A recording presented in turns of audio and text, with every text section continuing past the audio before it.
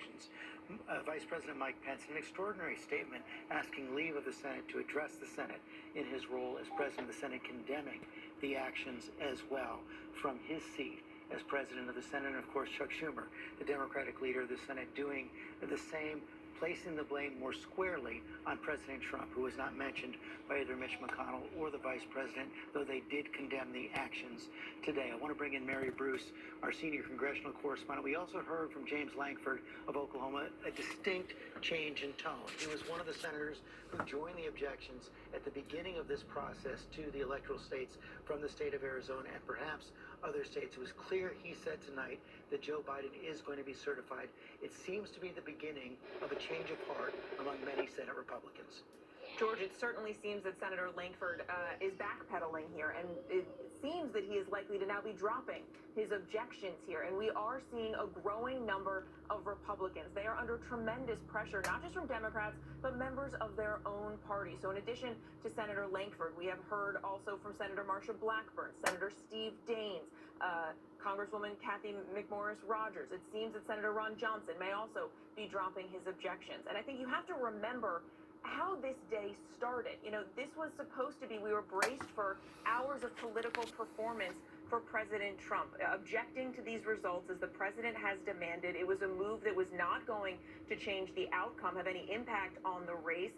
It was a fight that was not going to have any merit, of course, because we know that there has been no evidence of widespread fraud. But it is clear that it was a fight and a show that had dire, severe consequences. And as the consequences of this fight have become apparent to Republicans on the Hill, they are now changing course. And George, I have to say, it is just remarkable that this is what it took for some Republicans to finally come out and break with the president and admit the reality that Joe Biden is going to be the next president. The siege of the U.S. Capitol. Mary Bruce, thanks very much. I want to bring in our chief White House correspondent, John Carl, as well. Striking as well, John, the words of Vice President Mike Pence right there. We all know that he struggled for about 24 hours during the first campaign after the Access Hollywood tape came out, decided to stand by President Trump, has never wavered.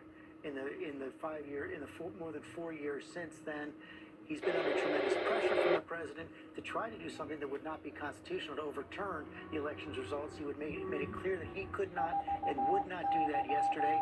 Tonight, those clear comments of condemnation from Vice President Pence, perhaps a final declaration of independence. And I am told that the president has not spoken to the vice president since all this has unfolded. They have not spoken, if you can imagine that, even as the vice president was whisked out of the Senate chamber and taken to a secure location. No contact to the president of the no contact with the president of the United States. The break began earlier today when Vice President Pence issued a letter, or rather lengthy letter, explaining that he would not and could not do what the president was asking him to do. The president wanting him to overturn the election results by unilaterally, under power he did not have, to reject electors from several states that Joe Biden won. But George, I can tell you that shortly after all of this unfolded today with the storming of the Capitol, Republican leaders started to work the phones, work in person, to try to get the Republican objectors to drop their objections.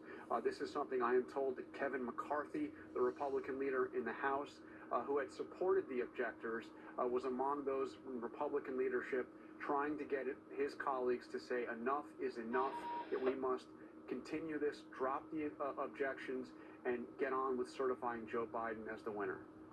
John Carl, thanks very much. Let me bring Chris Christie on this. There does appear to be...